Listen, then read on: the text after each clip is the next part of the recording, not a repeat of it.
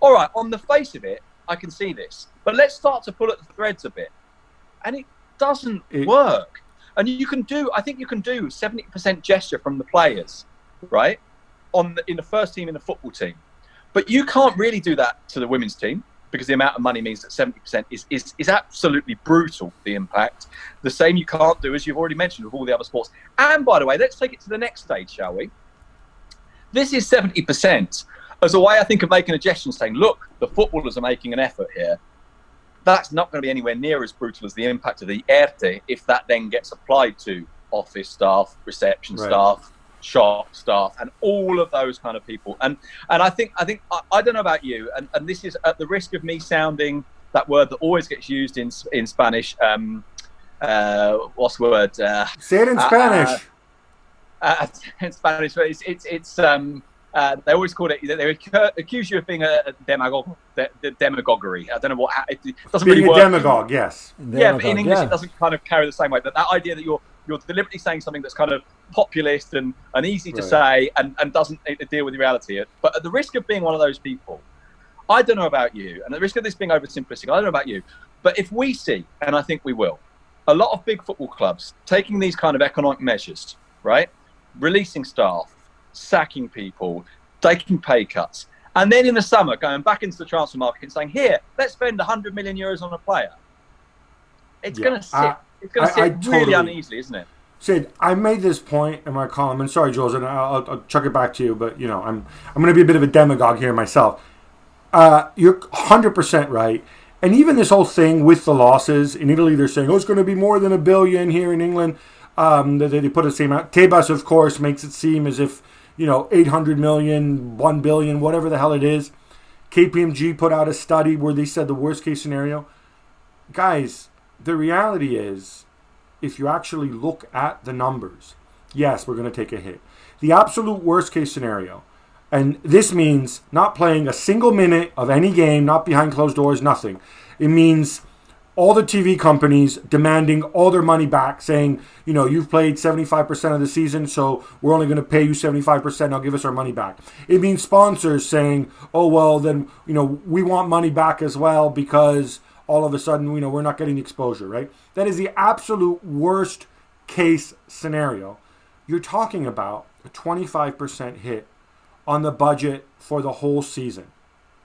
That is what that is the absolute worst scenario. So I don't have a problem, and obviously some clubs, it makes a huge difference to them, and they won't be able to survive unless these sacrifices are made.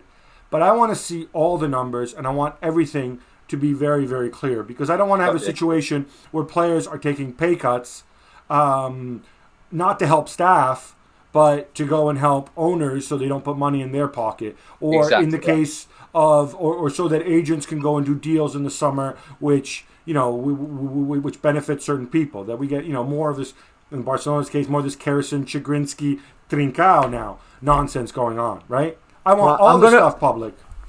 I hear you both. I'm going to play devil advocate here.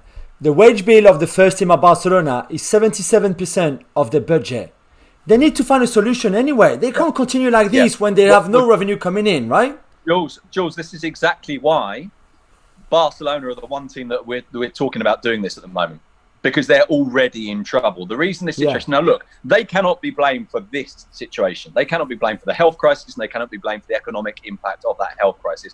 But the reason that they are on the edge already was because of their management of this. And as you said, it was 77%, I think, 2 seasons ago. I think it went down to 68% last year. And the planning was for the wage bill, I think, to be 61% this year's budget, which hasn't yet been announced. Obviously, that now won't happen. It'll be higher than 61%. But that's already too high. Even without this situation going on, it's already too high. There's also one other little thing that I wanted to throw in here, which is that, as Gab, you were talking about the impact of TV companies saying, right, you only paid 75% of the season, we're only going to give you 75% of the money, right?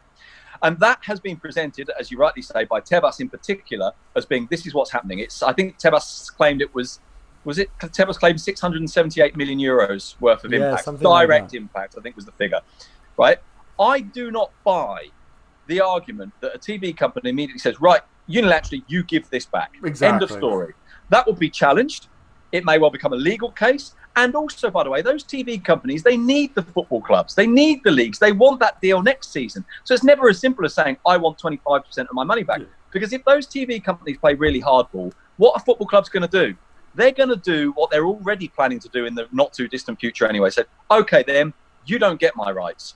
I stream my rights on Spurs.com or on Real Madrid.com or on Barca.com, and I do it, and I produce it, and I make the money, and you have no business at all. There is no interest for TV companies now to unilaterally go in really, really hard on the football clubs. Well, thank you very much for watching ESPN on YouTube. For more sports highlights and analysis, be sure to download the ESPN app. And for live streaming, premium content, and let's not forget as well, ESPNFC 7 days a week. Subscribe to ESPN+.